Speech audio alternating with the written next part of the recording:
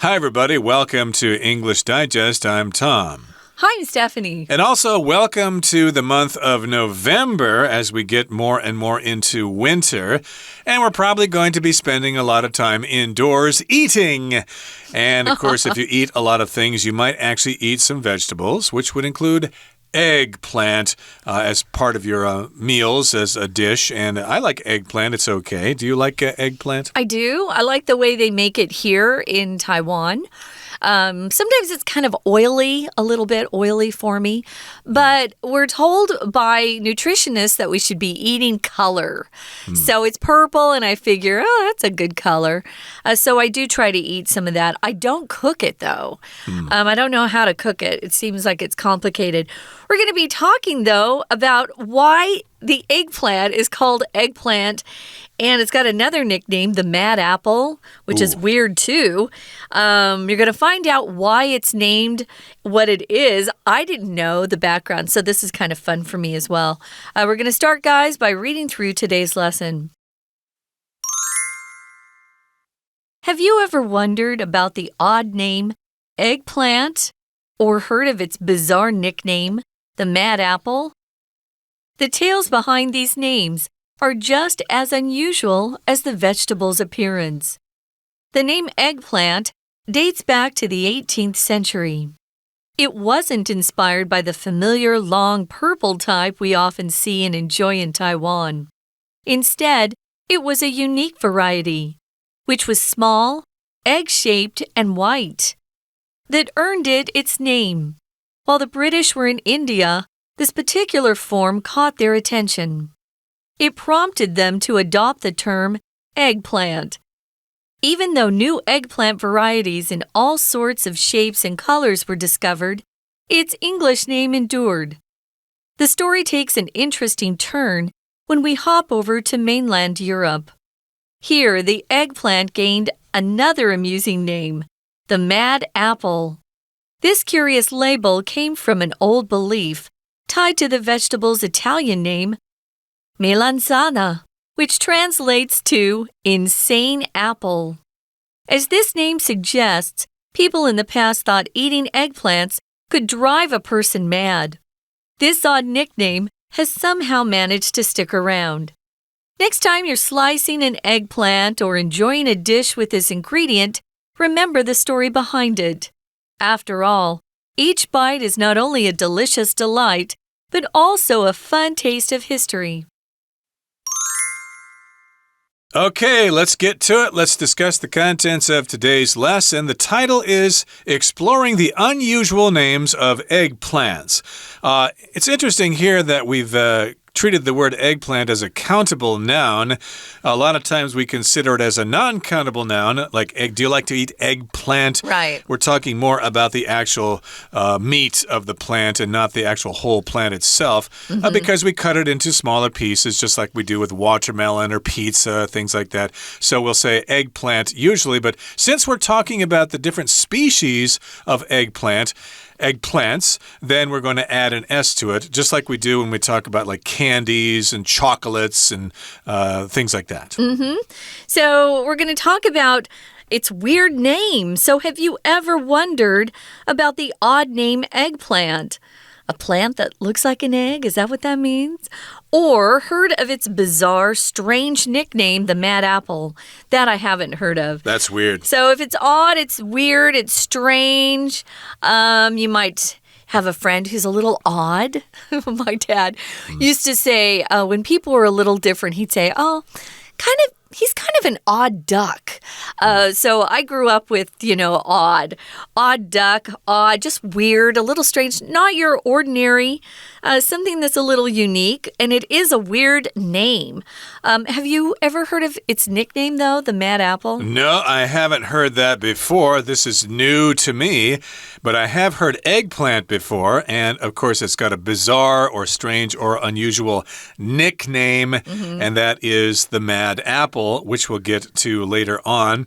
Well, the tales behind these names are just as unusual as the vegetable's appearance.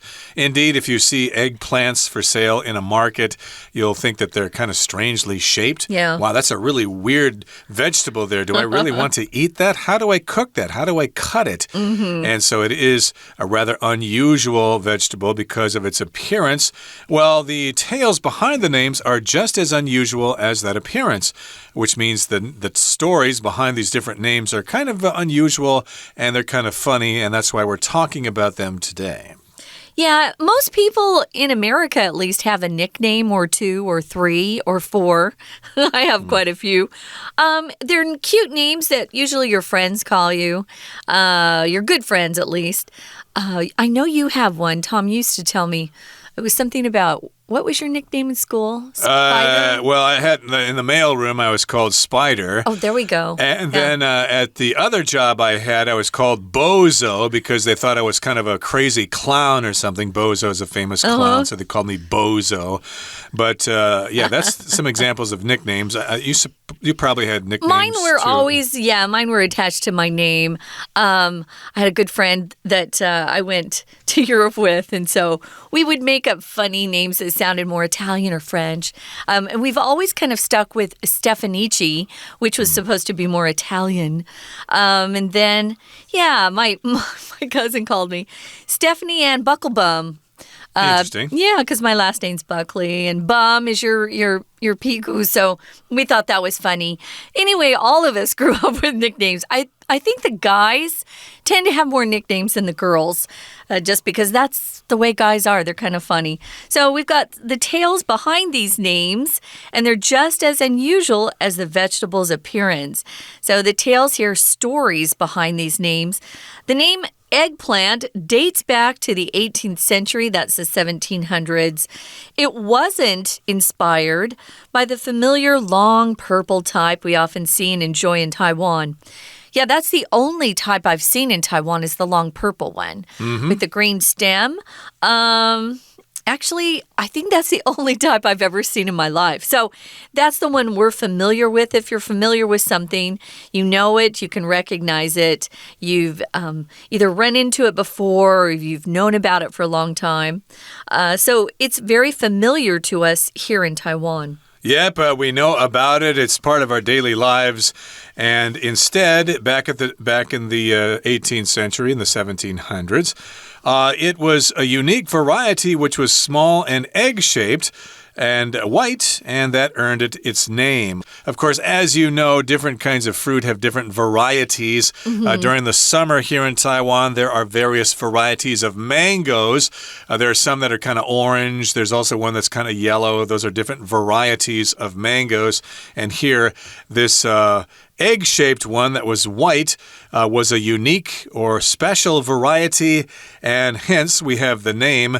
And if you do see pictures of this original eggplant, you'll think, oh, that's why they call it eggplant. Who knew? Yeah, I didn't know. While the British were in India, this particular form, the one that was small and looked like an egg, or at least was shaped like an egg, was the one that caught their attention. To catch somebody's attention just means you're doing something that's interesting, and so they look over. You can catch someone's eye.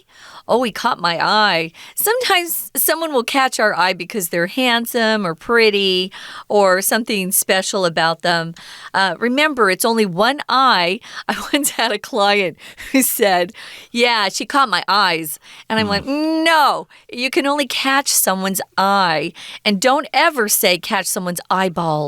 That's really weird. Yeah, it's probably kind of confusing because people do have two eyes. Yeah. So why can't I say, hey, you caught my eyes? I know. You caught my eye. It's weird, but sorry, you have to use the singular there. And yes, we've got the British in India. They came across this variety of eggplant. It caught their attention. Hence, we have the name. Hey, look there, my good man. That looks like an egg there. Let's call it an eggplant. Okay, yeah. I don't know what it would be called in the original language of India there. There are so many different languages there, but in any case, that's where the name came from. And yes, indeed, they adopted the term eggplant, And even though new eggplant varieties in all sorts of shapes and colors were discovered, its English name endured. So that was the original name of this variety that looked like an egg, but there are other kinds that have different shapes and different colors, but they still called them eggplants, including the purple one that we see here in Taiwan. It is indeed purple. It's long. It doesn't look anything like an egg, but we still call it an eggplant anyway. I did also want to say that while we're talking about the British, I believe their term for eggplant now is aubergine. Yeah, okay, although I think true. if you say eggplant, they'll know what you're talking about. Yeah, aubergine we use in America, but we use it to talk about the color purple.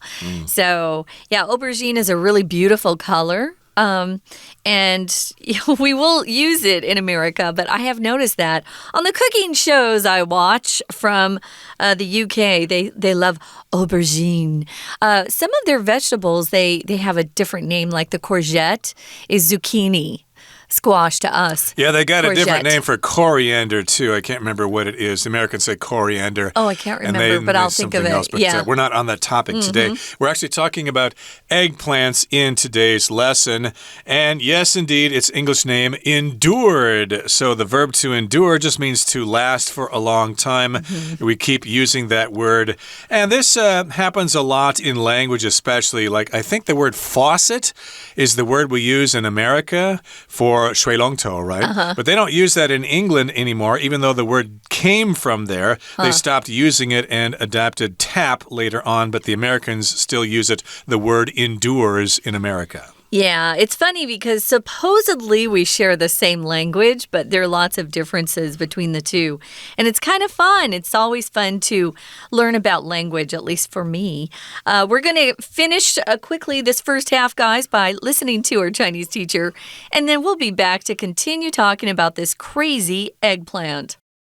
听众朋友大家好，我是安娜。我们今天要来看一篇有关于茄子的文章，不过不是要介绍茄子有什么内容啊，或者是元素啦，是要介绍茄子这个名字的由来。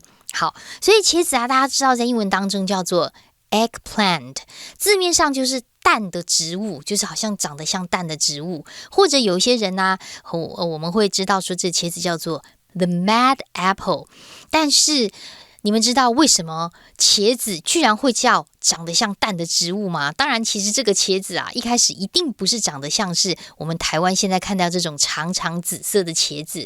好，所以很有趣哦。我们来看一下这个茄子名字的历史。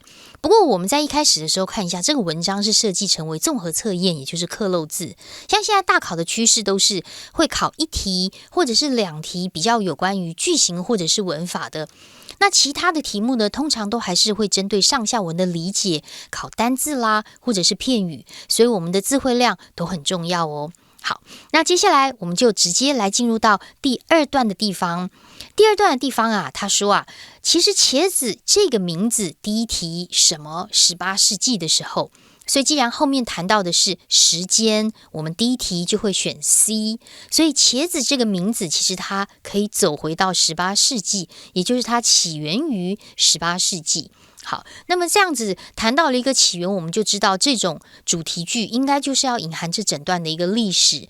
那当时的情况呢，就像我们刚刚开始说的，其实不是像我们台湾看到这种长长紫色的茄子哦，它在第二段第二句的地方啊，其实有出现一个冠带省略的关系子句，先行词是 the familiar long purple type， 后面 we 到句尾的地方可以左右括号，关系词的 which 或者是 that 省略掉，也就是不是我们现在台湾啊看到这种长长的茄子。那到底是什么样的茄子呢？进入到第三句蛮重要的。首先第一个这个副词的 instead， 其实它就是 in fact， 虽然我们中文常把它翻成什么相反的，但是其实它是事实上，强调精准事实的意思。而正是因为它是一个强调的句子，后面的我们看到从 it was 一直到第二题，这里都可以把它框起来。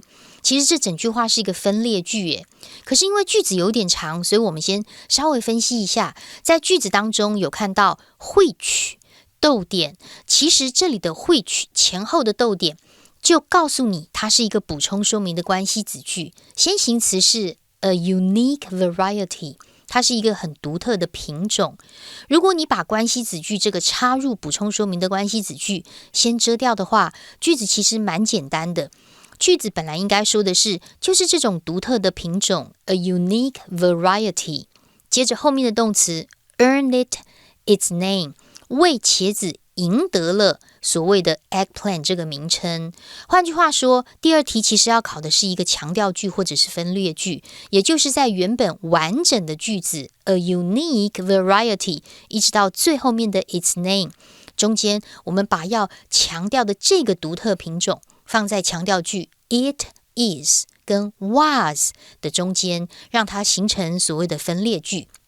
所以第二题它考的是一个比较复杂的句型哦。其实当时是英国人在印度的时候，当时英国人在印度，所以第四句这个地方的 while 在这里是 when 的意思。那个时候呢，那个在印度的英国人就发现这个很特别，他们就注意到，所以才取了这个 eggplant 这个名称。不过在第二段最后面第6句的地方，我们要把前面的连接词抓出来哦。Even if 或者是 even though even if 都大概是有那种 although 虽然即使表示让步的意思。所以即便是后来有很多的新的品种，但是原本取的这个 eggplant 这个名字还是一直留着。 We're going to take a quick break. Stay tuned. We'll be right back.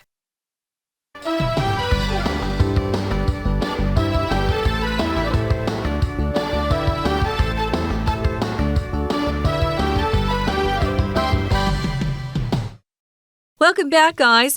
We're exploring the unusual names of eggplants. Why is that vegetable that is kind of long and shaped like a tube, fat tube?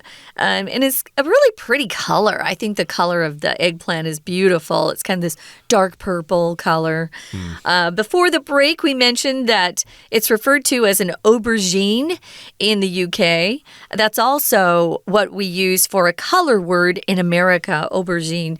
It's a beautiful color, dark purple, with kind of some blue in it. Anyway, yeah, why do we call this crazy vegetable an eggplant? It doesn't look like an egg. It's not made from an egg. Why is it an eggplant? Well, sometimes the stories behind these names we give different things relate back to history and people who first saw it or discovered it or brought it to our attention. A lot of things that we have in our countries didn't originate there. They came from somewhere else. So we found out when we were going through this article that the name dates back to the 1700s. And it didn't come from someone seeing that long, familiar purple eggplant we know and love today in Taiwan. Instead, it was a unique or special variety, and it was small, and it was shaped like an egg, and it was white. If you get on the internet, you can see a picture of them. They don't look very appetizing. If we say something's not appetizing, it doesn't look very good to eat. It looks bland and blah. Usually people don't like to eat white food necessarily. It looks kind of boring. Well, when the British were in India, they came across this particular white, small-shaped vegetable, and they gave it the name. Right. If you look at that particular variety of eggplant, you'll probably think it's not very appetizing. But remember, the British were in India, and as you know, the people in India really know how to cook great food. Oh, yeah. So they probably had many different ways to take that white eggplant and make it into really tasty dishes, and the British people loved it, and they took those recipes back to England with them, and so eggplants became a staple in lots of people's diet, even though we have different varieties nowadays. Of course, we did mention the purple variety, which is also called aubergine. And of course, we do have the purple kind here in Taiwan. But at the beginning of our article, we were talking about different nicknames for eggplants. What about this mad apple? Well, it's talked about in the next paragraph here. It says, the story takes an interesting turn when we hop over to mainland Europe. Okay, so Europe, of course, is a continent which does include the UK and Ireland there. But if you're talking about mainland Europe, you're talking about Europe that is not connected to the UK. Because the UK is a bunch of islands. Yeah, it's Italy, France, Germany, Austria. They're all kind of connected together. You have to go over some water to get to London if you're going over there. Or underwater if you're going through the channel. Or if you're going underwater, which is kind of was a new thing for me when I first went over there. So you have to hop over to mainland Europe to see how this story evolves. So here the eggplant gained another amusing name. Again, nicknames are usually funny or fun. They're usually not mean. They can be mean if kids in school give them to you. But this one was kind of fun. Why is it called the Mad Apple? It doesn't look like an apple either, which is really strange. Well, this curious label, curious because, don't quite understand it. What's going on here? A label came from an old belief tied to the vegetable's Italian name. Aha, so each country had its own name for this particular vegetable, it looks like. Melanzana. Melanzana is Italian.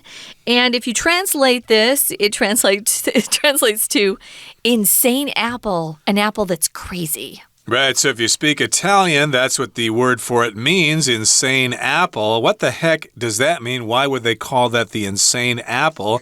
Well, as this name suggests, people in the past thought eating eggplants could drive a person mad. And this odd nickname has somehow managed to stick around. It has endured. So again, the name suggests that people in the past thought that if you ate eggplants, you would go crazy. I think they said something similar about tomatoes when they brought them over from South America. People were really afraid, that's poisonous. You can't eat those things. What the heck are those? But nowadays, of course, tomatoes are very prominent in the Italian diet. It's a part of Italian cooking. But at one time, people were afraid of tomatoes, and maybe they were afraid of eggplants as well. Maybe because the British brought them over from India or something, and they thought, anything the British bring back to Europe is bound to have some problems. So they thought, if we eat that, we're going to go crazy. Here we're going to focus on our vocabulary word, translate. If you look it up in the dictionary, there are two pronunciations. You can say translate or translate, which is the verb form. They're both acceptable. Most Americans just say translate. So translate just means you are expressing the sense of words or what a word is in another language. We all know what translate means because right now you're trying to learn English. So you're having to figure out in your brain or translate what we're saying sometimes into Chinese so you can understand. But here, the Italian name translates to insane apple. Tom was telling me that this is a word that's similar to apple in Spanish, which he speaks. Yeah, manzana is the word for apple in Spanish, but I don't know what the word for eggplant is in Spanish. I'll look it up after the program. It might be similar. But again, people in the past thought that if you ate eggplants, you would go crazy. You would go bonkers. You'd lose all your marbles. You would be completely off your rocker. You would not be dealing with a full deck. So yes, this name somehow managed to stick around. Somehow means it happened even though there were different circumstances. You might think that eventually the Italians would think, you don't go crazy if you eat this. Let's call it a different name. But no, they still use the word mad apple. It has stuck around. It has endured. Yeah, we use somehow to talk about something that happens for a reason we don't know why. So it's an unknown reason, you could say, or you just don't know what you're going to do. For example, maybe your car broke down and your friend says, how are you going to get home? Well, I'll get home somehow. So in a way that you don't know yet. I'll get home somehow. Somehow I'm going to get home. So this odd nickname has somehow, or for some reason, we don't know why, managed to stick around. So I think one of the things is that it's just kind of fun. Next time you're slicing an eggplant or enjoying a dish with this ingredient, remember the story behind it. If you slice something, you cut it into pieces. We'll often use slice to talk about something big like a pizza. You're going to slice the pizza into, a piece for each person or a slice of pizza for each person or a pie. We'll slice a pie. We'll slice some bread. Here we're going to slice an eggplant. No one eats the whole thing. It's a lot of food. And I think one of the brilliant things about India is they figured out how to make the eggplant taste good. They do eggplant better than any other culture, I think. I'm going to head down to an Indian restaurant today after our lesson and see if they do serve eggplant that is white and looks like an actual egg. So, yes, if you enjoy a slice of eggplant or enjoy a dish with this ingredient, remember the story behind it. And, of course, there are lots of other words for eggplant in different languages. Since we did mention the Spanish word, I did look it up here. It's berenjena, which doesn't sound like insane apple, although they may call it insane apple in different languages, maybe in French or Italian. Well, Italian, of course, they do call it insane apple, but maybe in Portuguese, because those are Romance languages. They may have the same... They may have the same kind of idea about this particular plant, but still it is quite unusual to me that we still call it eggplant, even though it looks nothing like an egg, but it did look like an egg in the past. And we've actually taught you the French word for eggplant already, and that's the aubergine. Aubergine. I wonder what it's called in Taiwanhua, Daigi. I wonder how you say eggplant I don't know. in Taiwanese. We'll have to ask our very brilliant recording engineer, Mr. Hong, after the program. I'm sure he's going to know how to say it in Taiwanese. Absolutely. That brings us to the end of our discussion for today. It's time now to listen to our Chinese teacher.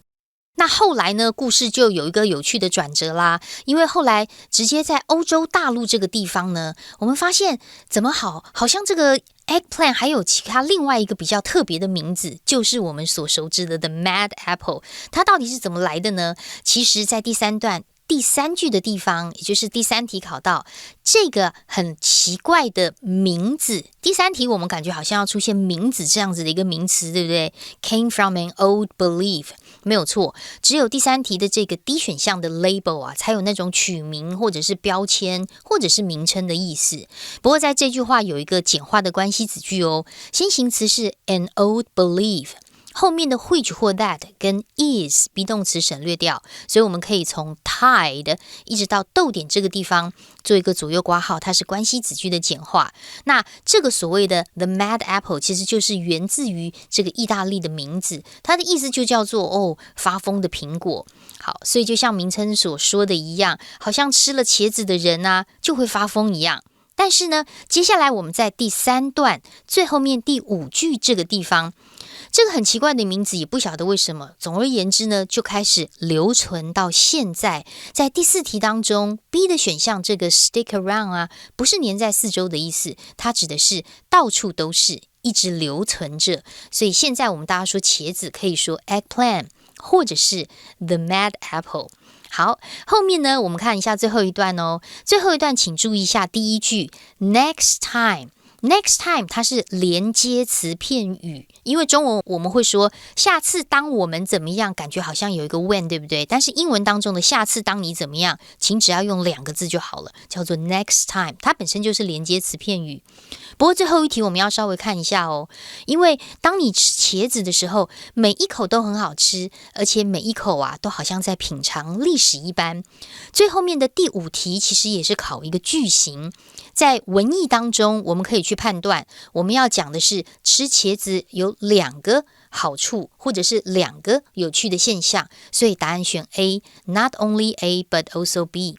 但是你或许觉得 C 好像有点困扰，因为 C 这个选项的 so much 点点点后面的 as 其实跟我们文章第1段第2句，也就是最后面的 as unusual as 是属于同样的比喻的句型。第2个 as 就是后面的 as 其实是像，而前面的 as 或者是 so 呢，则指的是我们要用一个具体的比喻来告诉读者 much 或者是 unusual 这种形容词的程度，或者是副词的程度大概是什么样子。所以中文常会说像什么一样的如何如何，或者是像什么一样的不那么点点点。